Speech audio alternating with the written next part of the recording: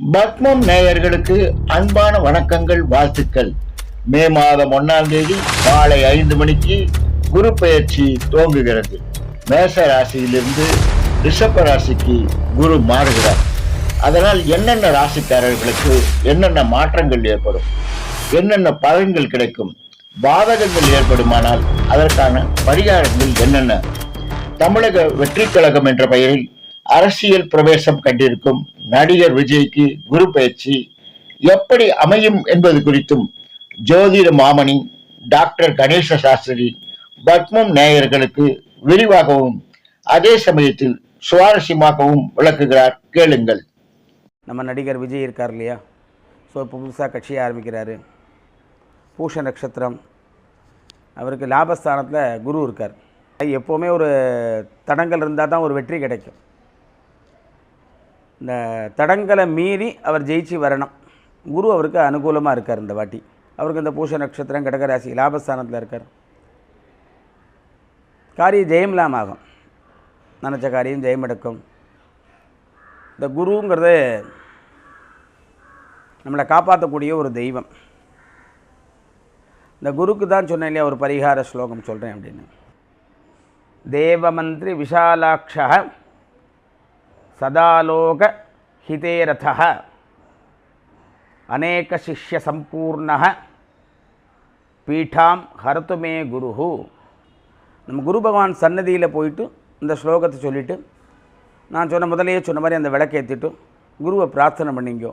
இந்த குரு பயிற்சி பலன்கள்லாம் உங்களுக்கு நல்லதாக அமையறதுக்கு நானும் சுவாமிகிட்ட பிரார்த்தனை பண்ணிக்கிறேன். வணக்கம்.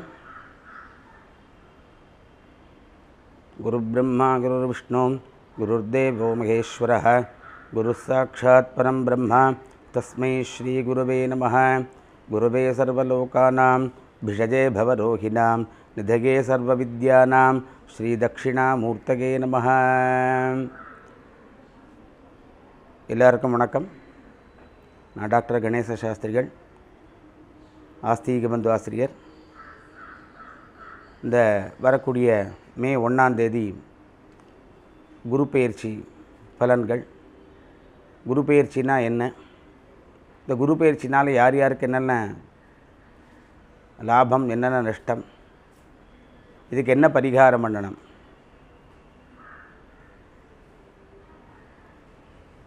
இந்த குரு அப்படின்னா ப்ரகஸ்பதின்னு அர்த்தம். குரு கொடுக்க தான் தெரியும், கெடுக்க தெரியாது. தேவானாஞ்ச ரிஷீணாஞ்ச குரும் காஞ்சன சந்நிபம் புத்திபூதம் திரிலோகேஷம் தன்னமாமி ப்ரகஸ்பதிம். இந்த ப்ரகஸ்பதிக்கு நிறைய கொடுக்க தான் தெரியும், கெடுக்க தெரியாது. இந்த குரோதி வருஷத்தில் சித்திரை மாதம் குரு பயிற்சி நடக்கிறது. மேஷராசிலேருந்து ரிஷபராசிக்கு வரார்.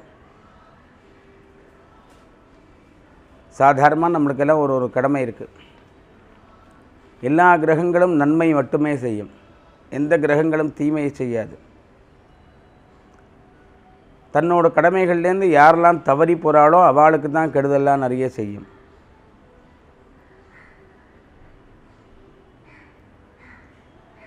இந்த குரு 6வது கிரகம். வியாழன் சொல்லுவோம், நம்ம குருன்னு சொல்லுவோம், ப்ரகஸ்பதின்னு சொல்லுவோம். மத்தியானமாக திருக்கணித பஞ்சாங்கப்படி மத்தியானமாகவும், வாக்கிய பஞ்சாங்கப்படி சாயந்தரமாகவும் பயிற்சி ஆகிறார். மேஷராசியிலேருந்து ரிஷபராசிக்கு பயிற்சி ஆகிறார். எந்தெந்த ராசிகள்லாம் பரிகாரம் பண்ணணும் அப்படின்னாக்க, மேஷம், ரிஷபம், மிதுனம், சிம்மம், துலாம், தனுசு, கும்பம், மீனம், இவாளெலாம் பரிகாரம் பண்ணிக்கிறது உத்தமமான சமாச்சாரம். அக்கா பாக்கி இருக்கிறவாள்லாம் பரிகாரம் பண்ணப்படாதா அப்படின்னா, பாக்கி இருக்கிறவாளும் பரிகாரம் பண்ணணும். பரிகாரம்னா நம்மளுக்கு எந்த ஸ்தானத்தில் இருக்காரோ அந்த ஸ்தானத்துக்கு நல்லதை பண்ணுறதுக்கு பிரார்த்தனை பண்ணுறோங்கிறதுக்கு பேர் பரிகாரம்னு பெயர். பரிகாரம் அப்படின்னு பெயர். அந்த மாதிரி நம்ம பார்க்கும்போது இந்த மேஷம், ரிஷபம், மிதுனம், கடகம், சிம்மம் சொல்கிறோம் இல்லையா, இந்த மாதிரி சொல்லும்போது ஒரு ஸ்தானத்தில் வரும்போது அந்த குரு வந்து எல்லாருக்கும் நன்மையை செய்கிறார். மூணாவது, நம்மளோட ஜாதகத்தை பொறுத்தது ஸ்தானம் எங்கே இருக்குங்கிறது தெரிஞ்சுக்கிறது. நம்மளோட ஜாதகத்தில் குரு எப்படி இருக்கார், என்னம்மா பார்க்குறாரு, குருக்கு யார் மித்திரனாக பார்க்குறார், யார் சத்ருவாக பார்க்குறாரு, இதெல்லாம் பார்த்து ஒரு பலன் சொல்கிறதுங்கிறது ஒரு விதி இருக்குது. இந்த விதியில் நம்ம எதை பற்றும் பயப்படவும் கூடாது. ஐயோ ரோகஸ்தானமாக இருக்கே, வியாதி வருமே அப்படின்னு பயப்படக்கூடாது. அதுக்கு தான் அடுத்தாப்பில் பரிகாரம்னு ஒன்று வச்சுருக்கோம். ஒரு ஸ்லோகம் சொல்ல போகிறேன், அந்த ஸ்லோகம் சொல்லுங்கோ. இந்த ஸ்லோகம் சொல்லிவிட்டு தன்னோட ஊரில் இருக்கிற நவகிரக கோவிலோ இல்லை உங்களோட குலதெய்வத்தையோ எப்போவுமே மனமுருக பிரார்த்தனைனா அதுக்கு பலன் ஜாஸ்தி. கடனேன்னு பிரார்த்தனம்னா அதுக்கு ஒரு பலன் உண்டு. அதனால் சுவாமிகிட்ட வந்து மனமுருக பிரார்த்தனை பண்ணணும். இந்த டெடிகேஷன் எவ்வளோ இருக்கோ, சுவாமி நம்மள்கிட்ட வந்து கேட்குறதெல்லாம் பக்தி மட்டும்தான், வேறு ஒன்றுமே கேட்கல. நீ ஸ்ரத்தையாக எனக்கு வெறும்னா தீர்த்தத்தை வெயி போரும் அப்படின்னு கிருஷ்ணர் சொல்கிற மாதிரி தேவதைகள் எல்லாமே நம்மளை எவ்வளோ ஸ்ரத்தையாக இருக்கோமோ அதுக்கு தகுந்த மாதிரி பலன் கொடுக்குறான். அந்த ஸ்ரத்தை தான் அதில் இம்பார்ட்டன்ட். நீ எவ்வளோ ஸ்ரத்தையாக அந்த குரு பகவானை பிரார்த்தனை பண்ணுறியோ உனக்கு கஷ்டமே வராது. இப்போ நம்ம சாப்பிட்ற நெய்லையோ நம்ம சாப்பிட்ற எண்ணெயிலையோ ஒரு தீபத்தை ஏற்றிட்டு சுவாமியை பிரதட்சணம் பண்ணி நமஸ்காரம் பண்ணிவிட்டு உங்களோட குறைகள்லாம் அந்த குரு பகவான்கிட்ட சொன்னேன்னா உடனே நிவர்த்தி ஆகிடும். குரு வந்து கல்யாணகாரகன், புத்திரகாரகன். ரொம்ப வருஷமாக சில பேருக்கு குழந்தை இல்லாமல் இருக்கும். குரு பகவான் பார்த்துட்டான்னா உடனே குழந்தை பிறந்துடும். குரு புத்திரகாரகன். அதே மாதிரி குரு பார்த்தா தான் கல்யாணம் நடக்கும். குரு நல்ல அதான் குரு பார்வை வந்துருத்தா பாரும்பா பெரியவாள்லாம், ஜாதகத்தை குரு பார்த்தாச்சா பாரு அப்படின்பா. இந்த கல்யாணக்காரகன் புத்திரக்காரகன்லாம் நல்ல திருஷ்டி நல்ல பார்வையாக பார்த்துட்டா நம்மளுக்கு கஷ்டமே வராது. இந்த குரு பகவான் அதனால் நல்லா பார்க்குறதுக்கு நம்ம ஸ்ரத்தையாக பூஜை பண்ணணும். இந்த ஸ்ரத்தை தான் இதில் இம்பார்ட்டன்ட். டெடிகேஷனாக பூஜை பண்ணணும், டெடிகேஷனாக பிரார்த்தனை பண்ணிக்கணும். அந்த பிரார்த்தனைக்கு கட்டாயமான பலன் உண்டு, அதில் மாற்று கருத்தே கிடையாது. இந்த மாதிரி இந்த சொன்னேன் இல்லையா, வாக்ஸ்தானம் குடும்பஸ்தானம், அதுக்கு நம்ம சுவாமியை ஒழுங்காக பிரார்த்தனை பண்ணால் எந்த விதமான கஷ்டமும் வராது. ஜென்மஸ்தானம், அதான் குரு வந்து இந்த ஒரு வருஷம் ரிஷபத்தில் தான் இருக்க போகிறார். மேஷராசிக்கு 2ஆம் இடம். அந்த 2ஆம் இடத்துல குரு வந்தால் நம்ம வீட்டில் நல்ல காரியங்கள்லாம் நடக்கும். சுப நிகழ்ச்சிகள், நிறைய பணம் வரவு இருக்கும். அதாவது ரொம்ப நாளாக வர வேண்டிய பணங்கள் இதெல்லாம் வரும். இதுக்கு என்ன பண்ணணும், குருக்கு ஆத்மார்த்தமான ஒரு பிரார்த்தனை பண்ணணும். ஒரு நம்மளுக்கு நல்லது நடக்கிறதுக்கு ஒரு தேங்க்ஸ் கிவிங், ஒரு குருவால் இது நம்மளுக்கு கிடச்சிருக்கு. இப்போ நம்ம சொல்கிறோம் ஒரு தேங்க்ஸ்ப்பா அப்படின்னு சொல்கிறோம் இல்லையா, அது மாதிரி இதுக்கு தான் அந்த விளக்கு ஏற்றி ஒரு ஸ்லோகம் சொல்கிறதுன்னு சொன்னதே இதுக்கு தான். இந்த ரெண்டும் நம்ம ஒழுங்காக பண்ணிட்டோன்னா குரு நம்மளுக்கு நல்ல அனுகூலமான ஒரு பார்வையோடு பண்ணி கொடுத்துருவார். ரிஷபராசி ஜென்மஸ்தானம். 1ல் குரு வந்து ரிஷபத்துக்கு தான் வரார். இந்த வாட்டி ரிஷபத்துக்கு வரும்போது அது நல்ல குரு இருக்கிற உகந்த இடம் ரிஷபம். அதனால் அது சொந்த இடமா இருந்தால் கொஞ்சம் மன உளைச்சல் தான் இருக்கும். ஏதாவது தேவையில்லாத ஒரு கன்ஃபியூஷன் இருக்கும், தேவையில்லாத ஒரு மனக்கசப்பு மனக்லேசம் இருக்கும். அந்த கிளேசம்லாம் இல்லாமைக்கு பண்ணுறதுக்கு தான். ஆனால் ஒரு ரொம்ப நாளாக எதிர்பார்த்த காரியங்கள்லாம் நடக்கும். சில சமாச்சாரங்கள்லாம் தாமதமாகும், சில சமாச்சாரங்கள்லாம் சீக்கிரமாகும். இந்த திருமணங்கள்லாம் கொஞ்சம் தாமதமாகும். அதுக்கு தான் இந்த பரிகாரங்கள்லாம் பண்ணிட்டோம்னாக்க சுவாமி சீக்கிரம் கை கூடி கொடுத்துருவார். அடுத்தது மிதுன ராசி.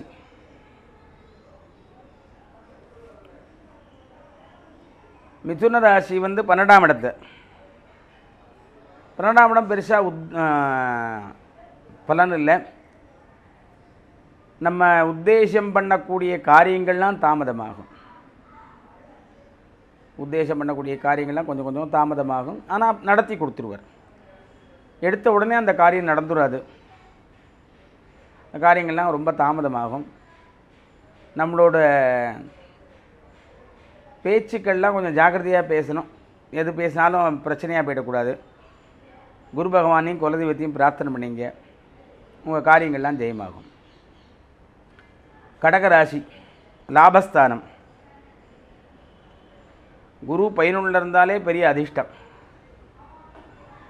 ஏன்னா அந்த ஸ்தானத்துக்கு பெயரே லாபஸ்தானம்னு பெயர். லாபஸ்தானம்னா என்ன? நாட் ஓன்லி மணி, பணம் மட்டும் இல்லை, எல்லா காரியமும் சித்தியாகிறதுக்கு உண்டான லாபஸ்தானம் அது. அதனால் இந்த லாபஸ்தானத்தை வரக்கூடிய குரு எல்லாருக்கும் அனுகூலமாக இருப்பார், கவலையப்பட வேண்டாம் நீங்கள். அடுத்ததாக சிம்ம ராசி 10ஆம் இடம். 10ஆம் இடம் பார்த்தீங்கன்னாக்கா ரொம்ப இந்த ஸ்தானம்னு சொல்ல முடியாது. கொஞ்சம் வியாபாரத்தில் நஷ்டங்கள்லாம் ஏற்படும் சிம்மத்துக்கு. கொஞ்சம் சரீர பாதைகள்லாம் இருக்கும். சரீர பாதைகள், கொஞ்சம் கவனங்கள் தேவை. நம்மளோட சரீரத்துக்கு உண்டான கவனங்கள் நிறைய தேவை. வியாபாரம் பண்ணுறவாள்லாம் கொஞ்சம் ஜாக்கிரதையாக வியாபாரம் பண்ணுங்கோ. அவசியம் இல்லாமல் சைன் பண்ணாதீங்க, கமிட் பண்ணிக்காதீங்க. 10ஆம் இடத்துல குரு கொஞ்சம் நஷ்டத்தை உண்டு பண்ணுவார். ஆனால் கடைசியில் லாபத்தோடு தான் முடிப்பார் அவர். அதனால் சிம்மராசிக்காரனும் கொஞ்சம் ஜாக்கிரதையாக இருக்கணும். சுவாமியை பிரார்த்தனை பண்ணு, நிறைய நல்ல காரியம் பண்ணுங்கோ, தானம் பண்ணுங்கோ. இந்த ஏழைகளுக்கெல்லாம் ஏதாவது சாப்பாடு வாங்கி கொடுங்கோ. யாராவது படிக்கிறவங்களுக்கு ஹெல்ப் பண்ணுங்க. கோவிலில் போய் பிரதட்சணம் பண்ணுங்க. இதெல்லாம் பண்ணுங்கள். உங்களோட லைஃப் நிறைய பிரைட்டாகிடும். நிறைய லாபமாக முடியும். நஷ்டத்தில் ஆரம்பித்து லாபத்தில் முடிஞ்சுடும் உங்களுக்கு. அடுத்து கன்னியா ராசி.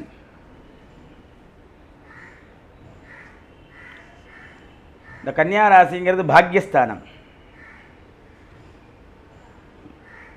குரு பார்க்க கோடி புண்ணியம்னு பெயர். நல்ல பாக்யஸ்தானத்தில் கன்னியா ராசியில் இருக்கார். எதெடுத்தாலும் வெற்றி தான் அவளுக்கு. நல்ல வெற்றி. ஏதாவது ரொம்ப நாளாக திருமணம் கைகூடாமல் இருக்கும், அவங்களுக்கெல்லாம் திருமணம் கைகூடிடும். குரு பிரமாதமான பார்வையாக இருக்கார் கன்னியா ராசிக்கு. அதனால் இந்த கன்னியா ராசிக்காரெல்லாம் பிரமாதமாக இருப்பா. அடுத்து துலாம்.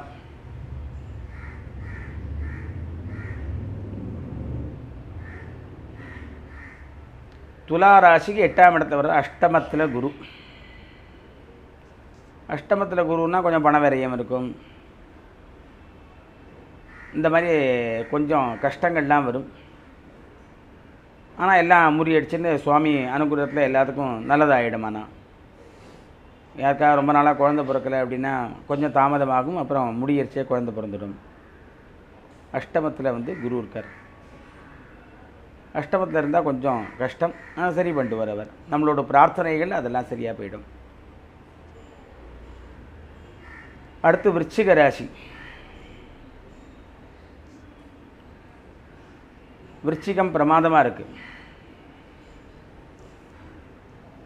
நிறைய வியாபாரங்கள்லாம், புதுசாக ஆரம்பிக்கிற வியாபாரங்கள்லாம் கைகூடும். திருமண தடைகள்லாம் நீங்கி சுபிக்ஷமாக இருப்பான். தம்பதிக்குழுக்குள்ள கருத்து வேறுபாடுகள்லாம் இருந்தால் அந்த வாட்டி எல்லாம் சரியாக போயிடும். சரியாக போய் அவள் குழந்தை குட்டிகளோட சௌக்கியமாக இருப்பாள். இந்த வாட்டி குரு நன்னா இருக்கார். அடுத்ததாக தனுசு.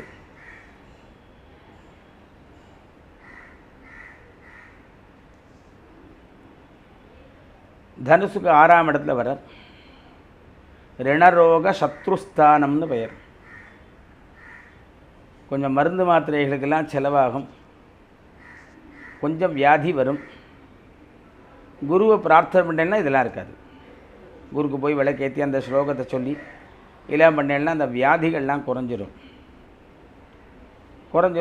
அவள் பதிவு போல் சௌக்கியமாக இருப்பாள். கொஞ்சம் சுறுசுறுப்பாக இருந்தால், சுறுசுறுப்பாக இருக்கணும், மந்தமாக இருக்கும். அதை சுறுசுறுப்பாக மாற்றி நம்மளோட ஆக்டிவிட்டிஸ் சரி பண்ணிக்கணும். அடுத்து மகர ராசி.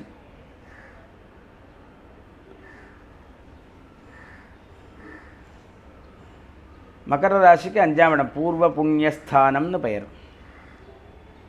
நல்ல பிரமாதமான இடம் அது. அதாவது ஜனனி ஜென்ம சௌக்கியானாம் வர்தனி குலசம்பதாம் பதவி பூர்வ புண்ணியானாம் லிக்கியத்தே ஜென்ம பத்திரிக்கா அப்படின்னு நம்ம ஜாதகத்திலாம் எழுதுவோம். அந்த பூர்வ புண்ணியங்கிறது அந்த ஸ்தானமே பூர்வ புண்ணிய ஸ்தானமாக மகரத்துக்கு இருக்குது. அதனால் இத்தனை நாள் கஷ்டங்கள்லாம் நிறைய பட்டாச்சு. இந்த குரு இப்போ பார்க்கறதுனால இந்த கஷ்டங்கள்லாம் அந்த பனி போல் நீங்கிடும் சொல்வாள். அந்த பனி போல் நீங்கி அவளுக்குலாம் அந்த வாட்டி சௌக்கியமாக பதவி உயர்வு, ரொம்ப நாளாக வர வேண்டிய பணம் வந்துடும். அவள் ரொம்ப நாளாக ஏதோ ஒரு காரியம் எதிர்பார்த்துட்டுருப்பா, அந்த காரியங்கள்லாம் சித்தியாகும். மகரத்துக்கு பிரமாதமாக இருக்குது. அடுத்தது கும்பம். அர்த்தாஷ்டம குரு. அதான் அஷ்டம குரு அர்த்தாஷ்டம குருன்னு 2. அஷ்டம குருன்னா 8ல் இருக்கிறது, அர்த்தாஷ்டம குருன்னா 4ல் இருக்கிறது. 4ல் இருந்தால் கொஞ்சம் சஞ்சலங்கள்லாம், மன சஞ்சலங்கள், தேவையில்லாத சண்டை சச்சரவுகள்லாம் வரும். அதெல்லாம் நீக்கி குரு பகவான் உங்களுக்கு நல்லதை கொடுக்கணும்னு பிரார்த்தனை பண்ணிக்கிறேன். அடுத்தது மீன ராசி. 3ஆம் இடம்.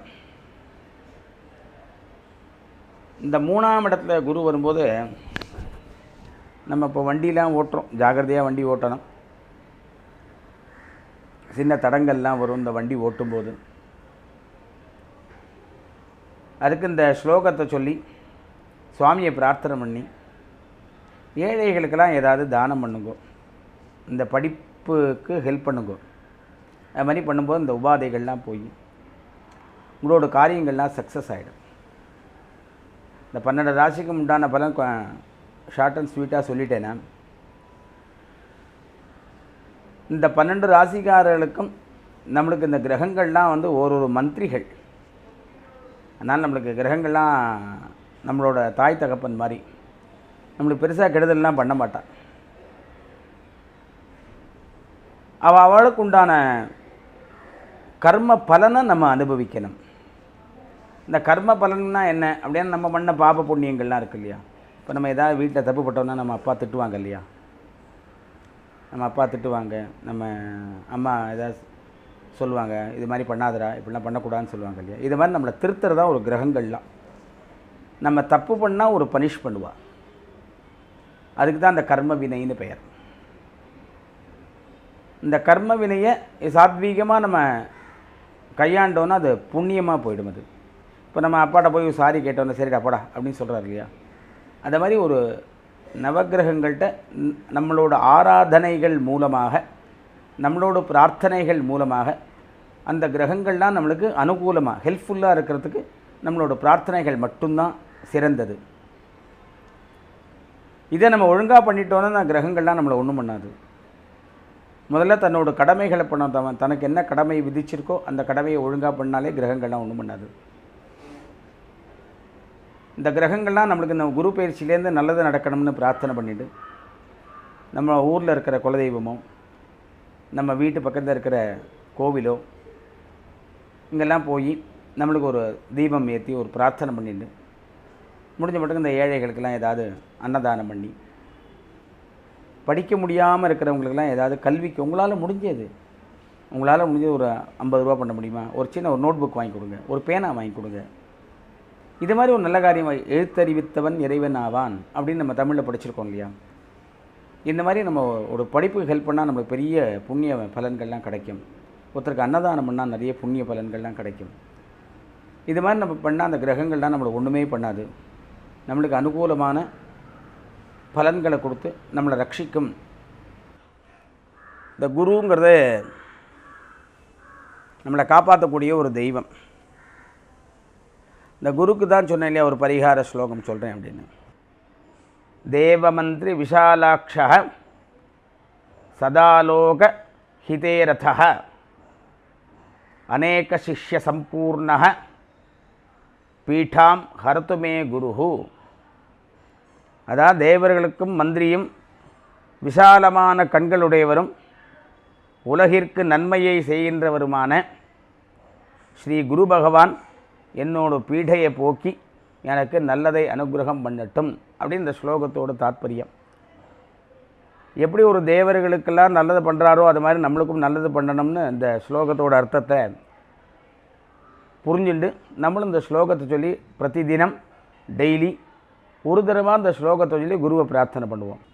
நம்ம குரு பகவான் சன்னதியில் போயிட்டு இந்த ஸ்லோகத்தை சொல்லிவிட்டு நான் முதலையே சொன்ன மாதிரி அந்த விளக்கேற்றிட்டு குருவை பிரார்த்தனை பண்ணிங்கோ. இந்த குரு பயிற்சி பலன்கள்லாம் உங்களுக்கு நல்லதாக அமையறதுக்கு நானும் சுவாமிகிட்ட பிரார்த்தனை பண்ணிக்கிறேன். இந்த குருவோட பலன் நம்ம நடிகர் விஜய் இருக்கார் இல்லையா, ஸோ அவர் நிறைய சினிமாவில் பல சாதனைகள்லாம் பண்ணி முடிச்சுட்டார். இன்னும் பண்ணின்னு இருக்கார், அவர் முடிச்சுட்டார்ல, பண்ணின்னு இருக்கார். அதுவும் நிறைய தொடர்ந்துட்டே இருக்குது. அதே மாதிரி இந்த அரசியல் பிரவேசம் அவருக்கு ஒரு அனுகூலமாக இருக்கும். இந்த குரு பயிற்சி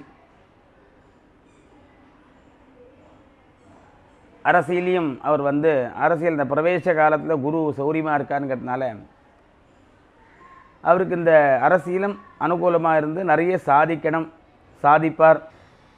தொடர்ந்து அவருக்கு நிறைய சாதனைகள் கிடைக்கும். இந்த இதில் வெற்றிகள் கிடைக்கும். அது மாதிரி அவருக்கு குரு நிறைய பரிபூர்ணமாக அனுகிரகம் பண்ணுறதுக்கு இருக்கார். இந்த கடகராசிக்கே அப்படி தான் இருக்குது. அவருக்கு இந்த பூஷ நட்சத்திரம் கடகராசி லாபஸ்தானத்தில் இருக்கார். காரியம் ஜெயம்லாமாகும். நினச்ச காரியம் ஜெயமெடுக்கும். தேவானாஞ்ச ரிஷீணாஞ்ச குருமுகாஞ்சன சந்நிபம் புத்திபூதம் திரிலோகேஷம் தன்னமாமி ப்ரஹஸ்பதிம். ஓம் சாந்தி ஷாந்தி ஷாந்தி.